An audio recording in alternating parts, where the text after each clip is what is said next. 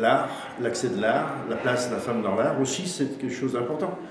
C'est quelque chose de très important à nos yeux et nous allons, dans notre stand, contribuer à parler de cette place. Nous avons une exposition de pièces réalisées par les adhérents et les adhérentes de notre association, de pièces ayant pour thème la femme, justement, définissant les joies, les souffrances aussi, son rôle, sa place. Ce sont des adhérentes, d'ailleurs, qui ont fait ces pièces très originales. Elles sont exposées. Nous ferons aussi des animations, c'est-à-dire nous amenons de la terre, de l'argile.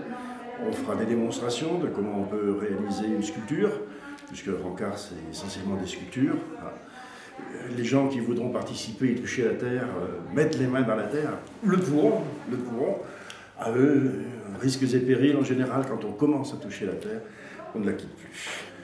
Nous sommes très heureux d'être entourés, de participer à cette journée qui est un point d'orgue d'une manifestation qui a commencé quand même il y a déjà quelques temps avec l'exposition à l'espace international, en particulier l'exposition de peinture de Frida Kahlo.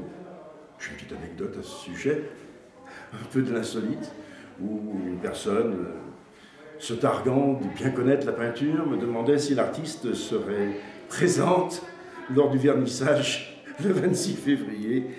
Frida Kahlo est décédée il y a déjà plusieurs décennies. Nous étions très honorés d'avoir des pièces qui sont présentées dans les vitrines. Assez originales ces pièces, puisque ce sont des robes faites en terre.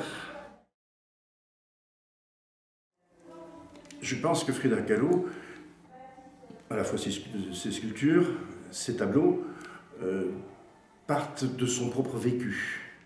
Mais justement, en le mettant sous la forme de tableaux, de sculptures, elle fait partager à quiconque les regarde la souffrance qui a été la sienne. Et ce partage, c'est le début d'un lien social.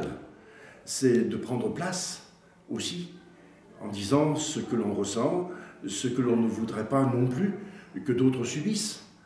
Donc il y a bien une forme, je pense, de résistance à travers des formes d'art comme celle de Frida Kahlo. C'est une ville de lutte. Et je pense que toutes les luttes se rejoignent aussi dans le féminisme. Ça fait partie d'un des événements majeurs, hein, mais un des événements de lutte contre toutes les discriminations. Quand il y a discrimination raciale, ethnique, etc., c'est d'abord les femmes qui sont visées. Donc défendre les droits des femmes, c'est aussi lutter contre ces genres de discrimination. Alors vous dire vraiment quel est le... Je pense qu'il y a des choses qui se font, oui. Je pense que la dynamique qui s'est mise en route là, autour des Journées de la femme, montre bien que Saint-Étienne est prêt. La femme, on ne doit pas simplement y penser à la défendre un seul jour par an, le 8 mars. C'est tout le temps, parce que le combat des femmes, il est le combat pour tous. Donc c'est tous les jours. Mais c'est vrai qu'à un moment donné, notre société, l'événementiel prend une place importante. Donc de marquer par une journée comme ceci, ça peut être très intéressant. C'est un événement fort. Surtout, on dit qu'il s'accompagne quand même d'une période. Il n'y a pas simplement un seul jour, il y a l'exposition à l'espace international. Je pense qu'il y a une dynamique à vouloir faire du 8 mars une journée parmi une période. Et ça me plaît bien. Derrière moi, il y a des sculptures de Jean Fontaine, céramiste de notoriété internationale.